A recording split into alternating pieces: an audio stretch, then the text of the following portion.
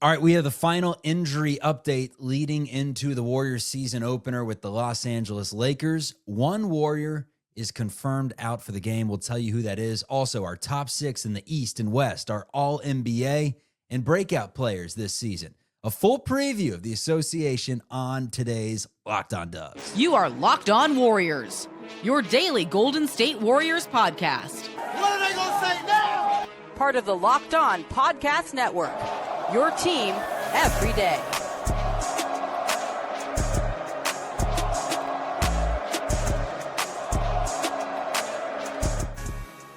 What is the good word, everyone? Welcome into Locked On Warriors. We are part of the Locked On Podcast Network, your team every day. Today's episode is brought to you by FanDuel. Right now, new customers can bet just $5. If your bet wins, you'll get $300 in bonus bets to use across the app. Head to FanDuel.com to get started. You can check this show out on YouTube. Hit that thumbs up, hit that subscribe. We very much appreciate it. You can also take us on the go wherever you get your audio podcasts. My name is Charlie Walter, host of this show Monday through Friday, covering the Warriors, alongside Matt Kolsky, formerly of KNBR 95.7 The Game. I worked at 95.7 and CBS in San Francisco, covered the Dubs. They'll open up the season against the Lakers on Tuesday, and the news that came out over the weekend, Moses Moody will miss the game with a calf injury. So Moody, DeAnthony Melton, and Seth Curry, who's been waived, are the 3 players we know will not play in this game. Jonathan Kuminga and Jimmy Butler are questionable. So with that being said, I'm going to assume that Jimmy Butler plays, assuming can make an ass out of you and me, but I think he's going to play opening night.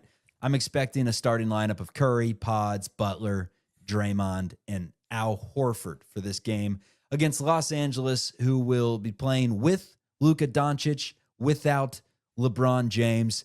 NBA season is here from Crypto on Tuesday night. How we feeling, man? The spread's been all over the place. We've seen the Warriors favored by as much as 3, I believe, and we saw them by 3-point underdogs when the spread originally came out a few months back. Yeah, I mean, I think obviously LeBron being out has led to people betting on the Warriors, and that has flipped the spread a little bit. I feel pretty good about it. You know, I think the Warriors should probably be slight favorites in that game, but don't sleep on what Luka Doncic wants to do in his first season opener in gold. So I'm excited to watch. And yeah, you know, that might be the starting lineup, but Steve Kerr has also suggested like he sort of doesn't want to start Al Horford, right? It's a little awkward because he only wants to play him 20 or so minutes a night. And I think the theory is like, how long are the breaks between those minutes that he's going to play, especially if he's going to close the game. But, you know, you need somebody to deal with DeAndre Ayton. He's not a superstar, but he's very large and he can score. So it's going to be an interesting matchup with the Lakers for sure.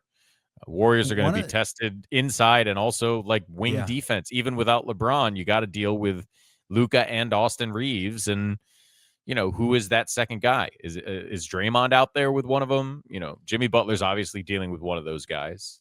How much does Kuminga get against those Lakers first teamers? So many things that are interesting to watch. And although I'm bummed that Moody is out and I would rather he were playing, the fact that he's out does make for some interesting rotation questions because you can replace him sort of most straightforwardly, probably with like Pods or Will Richard, really.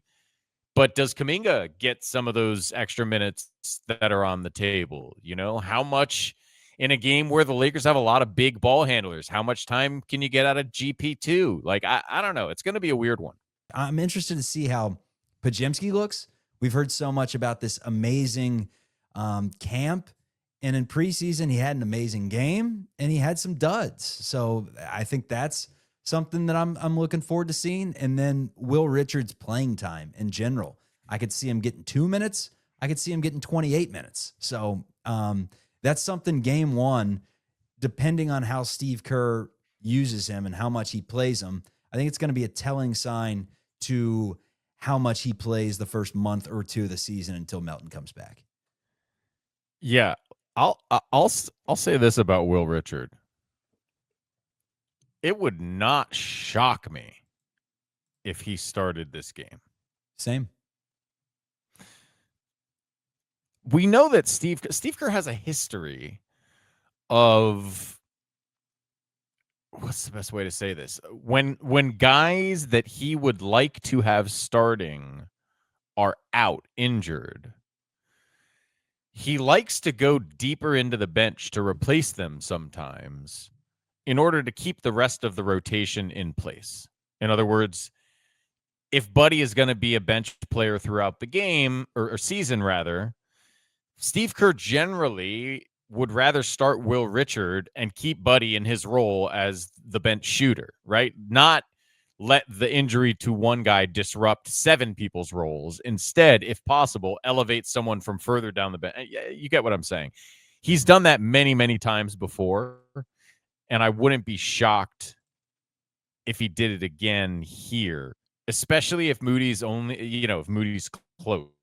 And it's just a couple of games that we're talking about having to have a replacement in the starting lineup. Like Will Richard, if the idea is we want the guy who replaces Moody to just not make a mess of things, I think Will Richard has shown that he's a pretty good answer to that. He's going to move the ball to the next guy when the ball is moving offensively, and he's going to rebound. He's going to play good defense. He's going to rebound. I don't know about his defense in the last game. It was a little bit shaky, but well, look, he's a rookie. He's not perfect, right? But he's athletic. He's long-armed, and he's pretty good on defense. You're not trusting more than GP2 out there. No, well, I mean, you're not trusting him more, but he's a lot bigger, like a lot bigger. A GP2 can GP2 guard Austin Reeves? Austin Reeves is a big dude. I don't know. And if you look at, like, I'm not sure that the Lakers are going to start anybody under 6'7". Like, this is not a great, when Gabe Vincent comes in, that's a great GP2 matchup, I don't know if there's a ton of other guys. I mean, Bronny, obviously. I don't know if you need a defensive specialist for that, but like most of the guys besides Gabe Vincent that play rotation minutes, it's going to be Austin Reeves and Luka Doncic and Jake LaRavia bringing the ball up the floor. And GP2 is not an ideal defender. Will Richard is probably better for that assignment defensively. Now, again, I'm not saying he's for sure playing 30 minutes on Tuesday. I'm saying it wouldn't shock me if Steve Kerr says, you know what, Moody was the starter. Will Richard, if you squint hard enough, that's kind of like a Moses Moody stand-in Will Richard, right? Let's just do that. We'll keep everybody else in the roles I want them in moving forward, and we'll go as it goes. And look, if Will Richard comes out and knocks down his first 2 jumpers and plays good defense, he'll play 25 minutes. And if he takes 2 bad shots and turns it over, maybe he plays 8 minutes. But I wouldn't be shocked if that's the way that Kerr actually goes with the starting lineup. And expect 18 minutes of your boy, Pat Spencer. There's no, again, given what I just said about the size of the Lakers, there is no earthly reason that Pat Spencer should get on the floor unless somebody is winning by 25 points in the last 5 minutes. You have it out for him, man. You have it out for him. I don't. Pat Spencer season's upcoming, everyone. Especially since he's a Northwestern guy. Like, I'm here for Pat Spencer's success, okay? I just also would like the Warriors to do the best they can because it makes this job that we're doing right now much more fun. And Pat Spencer, like, he should be at this level. If you want to be a competitive, playoff seeded NBA team, Pat Spencer should be a victory cigar and nothing more. Pat Spencer, Guy Santos, the victory cigars this season. I think Guy Santos has a little more to offer depending on what you want. I like Guy Santos's ability to offensive rebound is a legitimate NBA skill. But at some point they have tons of bodies. I mean, they had a ton last year, and you added in a few dudes. None of Richard and Horford. None of them are big and rebounders, though. Well, Horford, I guess, is, but he's going to be your starting center. Like, I'm just saying, we'll see. A lot of this depends on injuries and whether Steve Kerr is willing to play Jonathan Kuminga now. But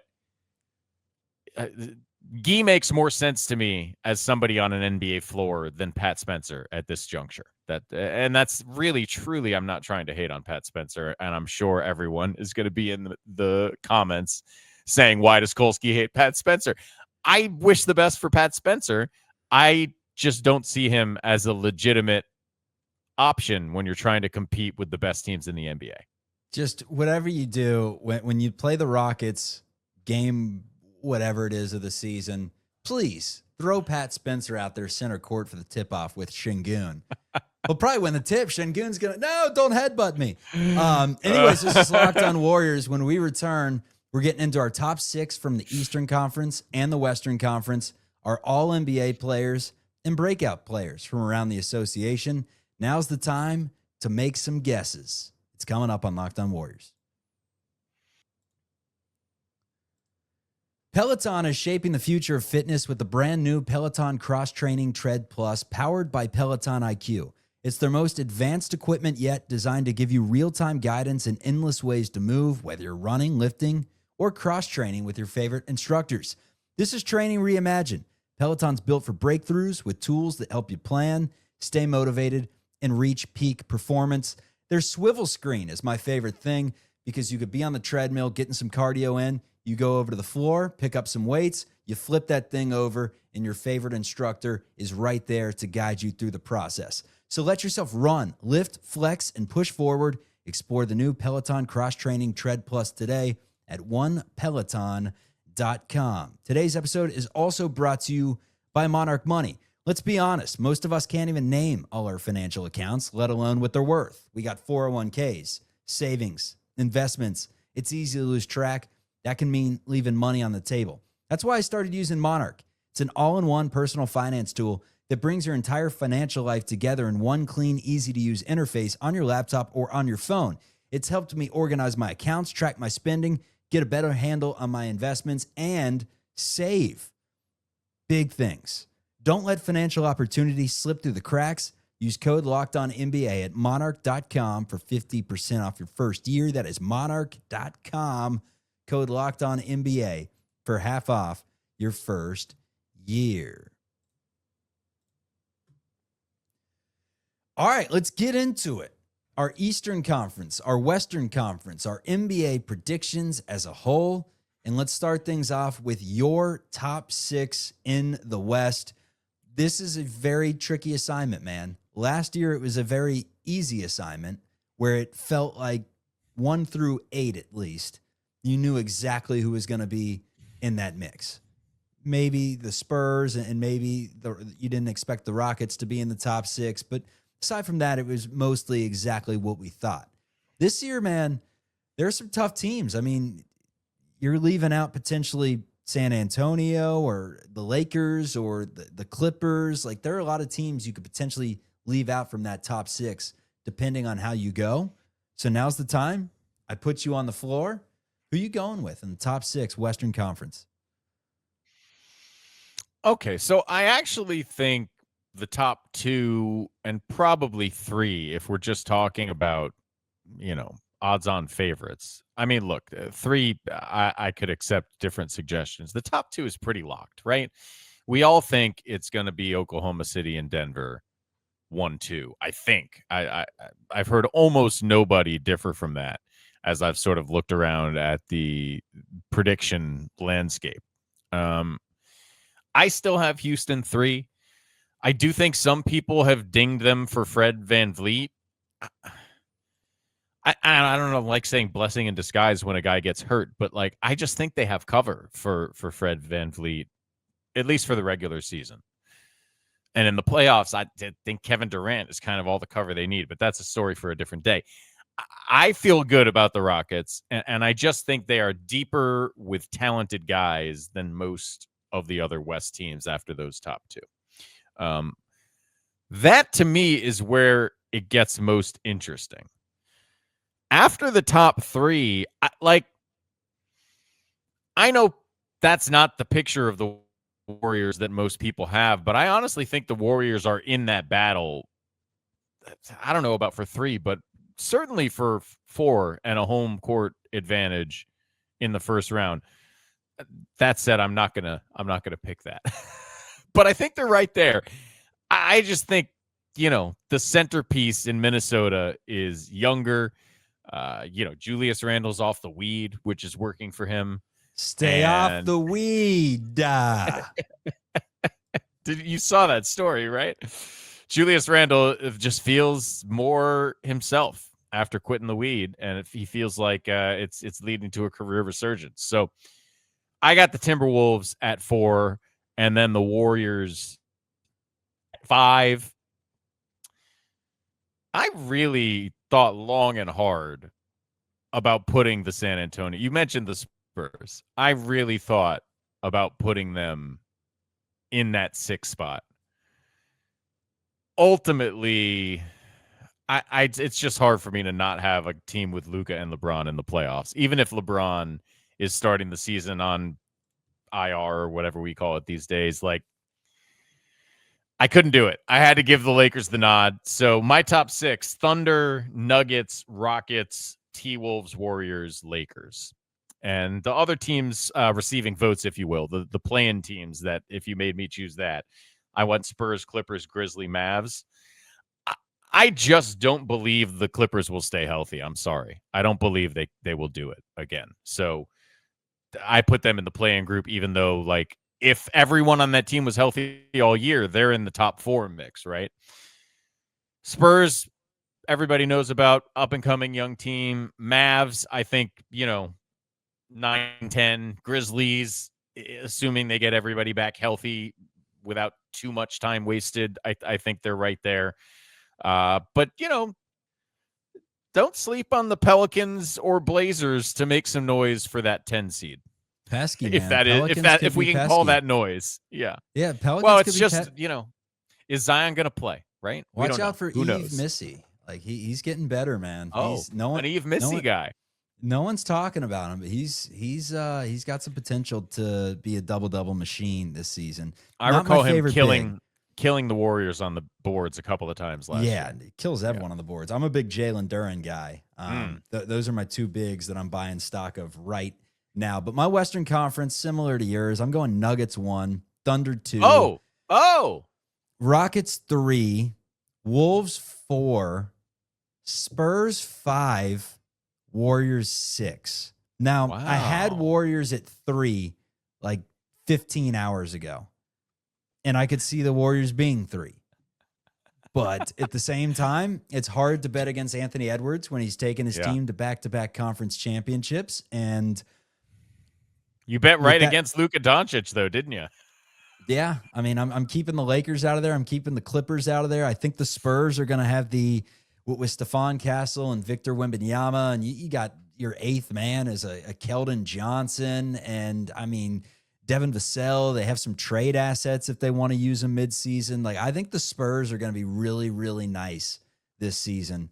I don't like the Warriors at 6. That's the issue. I want to put them up a little bit higher. 6 is, I mean, I guess it's positive, right? You're avoiding the play, and it's better than last year, but. That's right. Beats last year. I would say this as a counterpoint to your point about the Spurs. To me, yes, if we're betting on the health of the individual players on the team, the Warriors are the worst bet than the Spurs. But I am less worried about it coming together for the Warriors, a veteran team that much of which has played together a lot over many years, versus the Spurs, which is a bunch of young guys that probably starts the season with a rookie as their point guard, since their starting point guard is injured and may not play on Wednesday when they open. I would be more worried about the Spurs coming together, talented and as they are, as young players who have not played together and also have a bit of an injury issue starting the season, than I would about the Warriors. But like you say, all of this is on a razor's edge, right? It's been several years now that, less than 5 games separates the 3rd spot from the 9th spot or something like that in the Western Conference. And I expect it to be like that again.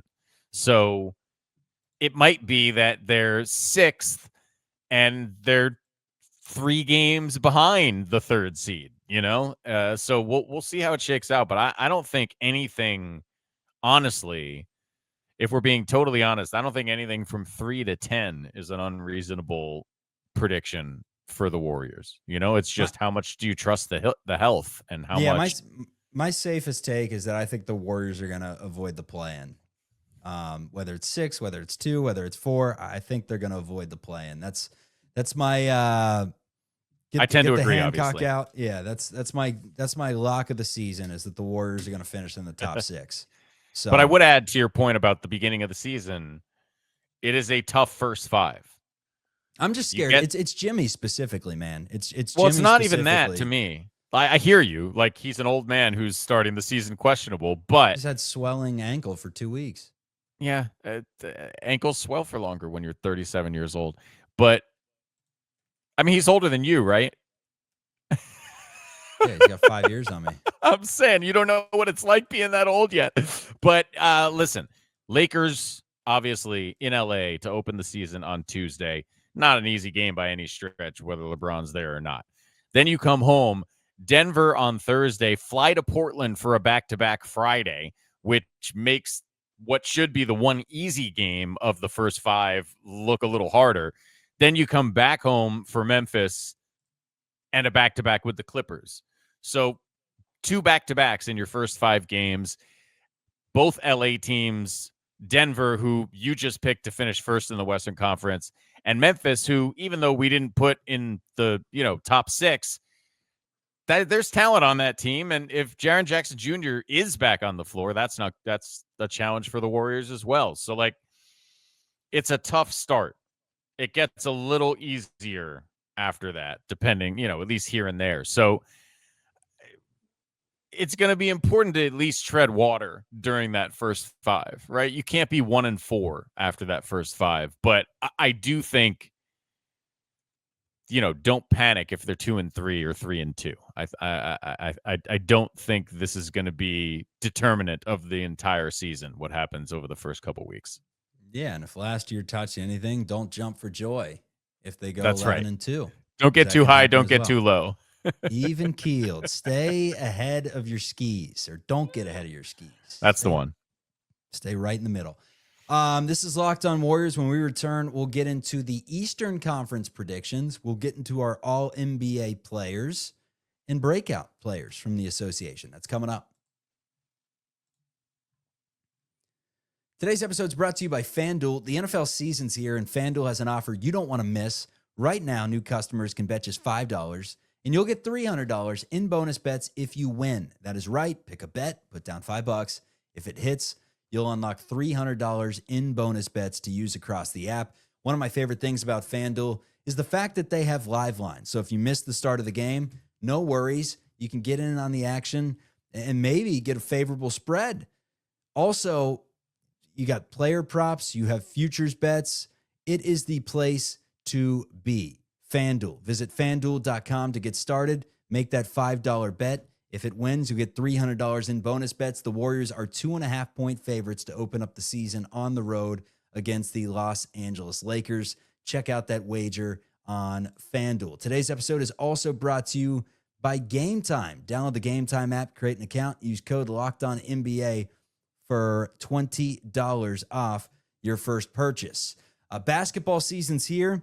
Nothing beats being in the arena for early season games, but let's get real. Getting tickets can be a total headache between waiting in queues, surprise fees, and prices that jump right before checkout. It's easy to get frustrated when all you want to do is cheer on your team, and that's where GameTime comes in. Use it to grab seats. What you see is what you pay. There's no hidden fees at checkout. Plus, you can get exactly what your seat is going to look like with a panoramic view, and you can find NBA tickets for under $25. So take the guesswork out of buying NBA tickets with GameTime. Download the GameTime app, create an account, use code LOCKEDONNBA for $20 off your first purchase. Terms apply. That's code LOCKEDONNBA for $20 up. Swipe, tap, ticket, go. Eastern Conference time. I'll rip through mine real quick. You rip through yours real quick. I'm going to go with the Cavs as the best team in the East this season. I'm going to go with the Detroit Pistons coming out of the East as the Eastern Conference champions. They're going to be second in the league.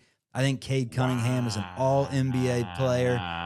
One of the best facilitators in the game, man. I think he's going to have just a splendid season. I think they're going to make some trade at the deadline. Watch out for the name Lauri Markkanen. I think Asar Thompson could burst onto the scene. They just have this toughness with Duran and Beef Stew and Ron Holland. They have just about everything they need. And if they don't have a piece, I think they can go get it at the deadline, potentially trading Jay Nivey if he doesn't work out, or maybe he bursts onto the scene this season. I'm going to go Pistons at 2. I'm going to go Knicks at 3, Magic at 4. Love that Desmond Bane acquisition. I'm going to go 76ers at 5. Hopefully Embiid is back to it for the majority of the season. And then you add in VJ Edgecombe, who I think can help out as a rookie. You got Maxey. Yeah, and then we'll go with the Bucks at 6, although I could see Indy being that team once again that makes the playoffs, even without Tyrese Halliburton and Miles Turner. You're 6 in the East. I got Knicks, Mike Brown's Knicks, number 1. I don't know how far they can go in the playoffs, but I do believe that he will make things a little more fun, and I think they're going to win an awful lot of regular season games. Cavs, 2. It's hard to ignore how much winning they did last year. They got the same roster, essentially. Lonzo Ball, a few more assists on the roster, I guess. Orlando Magic, I think they're my Detroit as this goes. Like, I think they got a real good chance of getting out of the conference, and I got them in the 3rd seed. Just adding Desmond Bane with real shooting to what they can do, which the one thing they absolutely could not do was shoot. I think that's going to help. Plus, you hope Banchero and Wagner both get a little better. Hawks in 4, Bucks are 5 for me. It's still Giannis. He's still the top 3 player in the league. Pistons are 6 for me, which I don't think is rude to the Pistons, to be honest with you. But second, I am surprised, but I don't think it's an insane thing to pick. Like you said, it's a lot of young and up-and-coming players. And then that sort of play-in group for me there is Sixers, Celtics, Pacers in some order. And then the Bulls, as always, will be the 10 seed. I can almost guarantee I think the Pistons are going to be the Rockets of last year this year, to where they're just tough as nails and they grind it out and win a bunch of games. And then you're going to be wondering at the deadline, are they going to make a move? Just like we wondered if the Rockets were going to make a move, and they may be a year away. They may lose in the first round to a team like I was going to say the Warriors, who have had their number, but I don't know who in the East has been dominating the Pistons for as long as time has gone. So hard to say. I couldn't tell you. It could be the Knicks. No. I mean, it used to be the Bulls, but again, the Bulls will be the 10 seed and somehow lose to the Miami Heat, even though the Heat finished 14th in the conference. That tends to happen. Lob Every City, year. though, Cunningham to Duran is going to be the new Lob City this year. You'll see a bunch of dunks from. I think you already do, right? I mean, you're not wrong about Cade Cunningham. He has not totally He's special. developed the scoring edge that people expected him to have, I don't think yet. But, boy, he sees the floor really well. He's an absolute monster in transition. He's really good. He's really good. All right, so all NBA, I'm going to start it off with Wembanyama. I said the Spurs were going to have a good year. That means Wembanyama has to be awesome. I think Anthony Edwards. I'm going to go Steph Curry. I think he has one more in him. I think this is the year he does have it in him. I'm going to go Cade Cunningham, although my entire Pistons spiel, it could be replaced by the Magic and Paolo instead of Cade. And either way, give me either one. I don't care. Magic, Pistons, I'm almost indifferent and can be talked into either or. But I'll go with Cade, and then I'll go with Jokic as my fifth man. Who you going with? So just to be clear, Luka, Giannis, and Shea are all off your first team. Yeah. Okay. I Mixing love it. it up. Mixing it up. I left Luka off too. I don't know why. I don't have a good excuse for it. It's probably just that I also wanted to put Steph Curry on. And I really do think he's going to have, I'm not going to say what I almost said. I think he's going to have an incredible year. I really do. I think it's going to be an absolutely awesome Steph Curry season. Shea has to be on there for me. He scores 30 points a night without trying. What was it, a starting five clip I saw where he described a 30-point night as an off night for himself? And his lady friend was like, did you say 30's bad? He's like, well, I'm averaging 32. Like, that's 30's not that good. And it's insane to watch him do it. Like, the guy just makes basketball look so easy. I can't not have him on the first team. Then I also have Ant. Obviously, Jokic is still the best player in the entire world.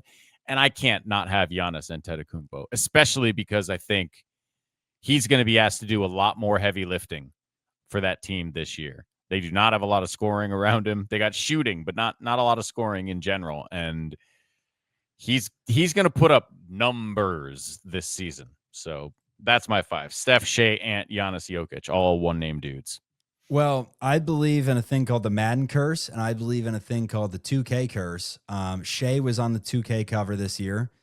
You know who was on it last year was Jason Tatum. You saw how his season ended. We're going to go down the list until I find an anomaly. Hey, 24. Hey, let me ask, was Jason Tatum on the All-NBA team before the end of his season? He was. He was. I'm just saying, Chuck. I want to fade logic, man. Logic No, says you know that what, Shea dude? Gilgeous-Alexander is going to be a first teamer, but I want to mix it up, man.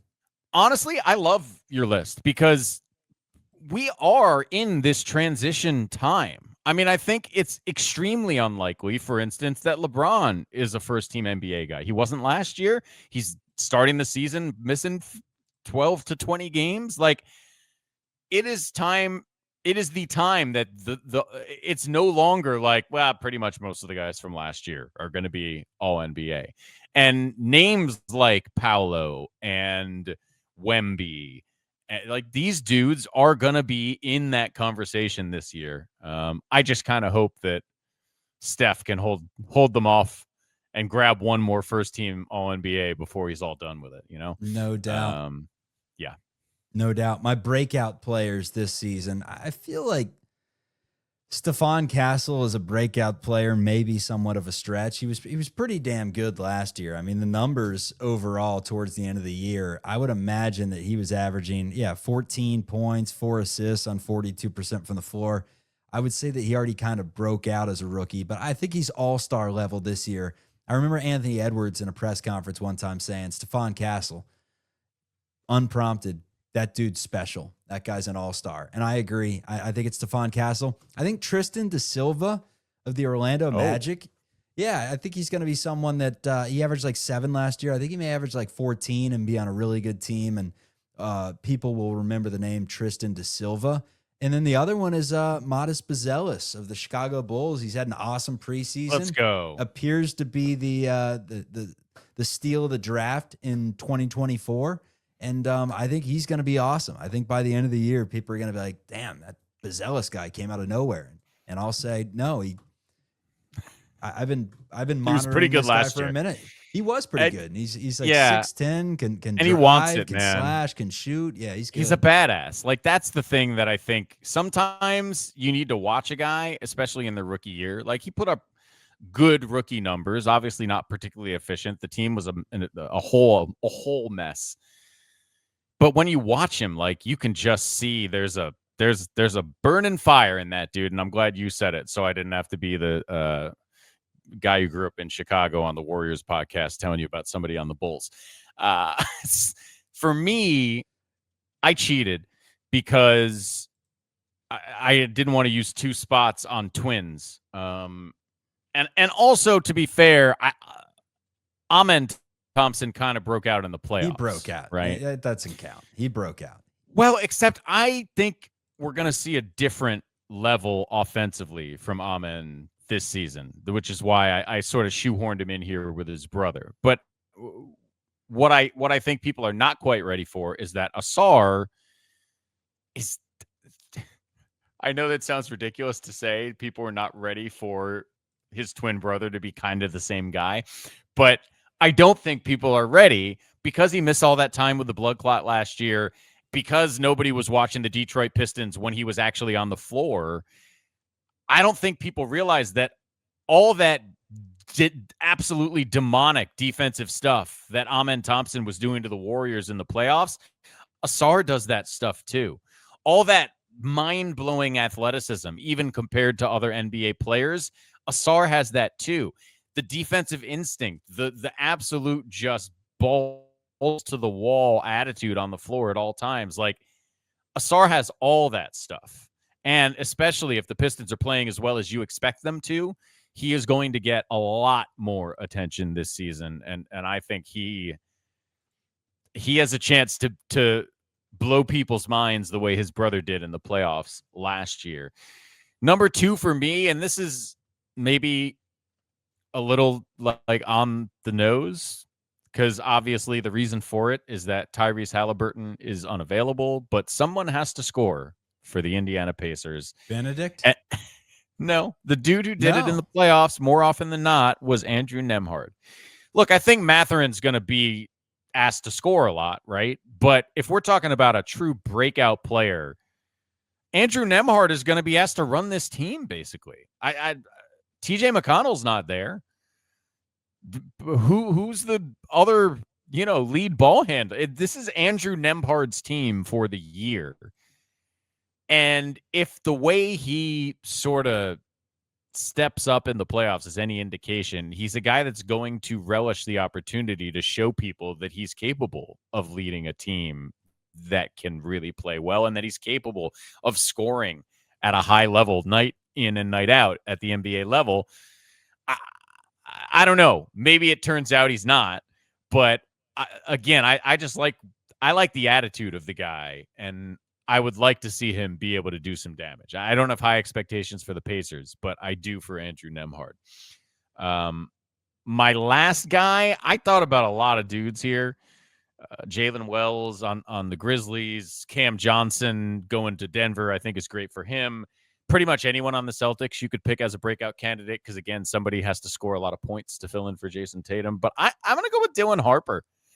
In a weird way, I think De'Aaron Fox possibly being unavailable to start the season, or at least maybe being a little bit limited to start the season, is going to give Dylan Harper a little extra opportunity.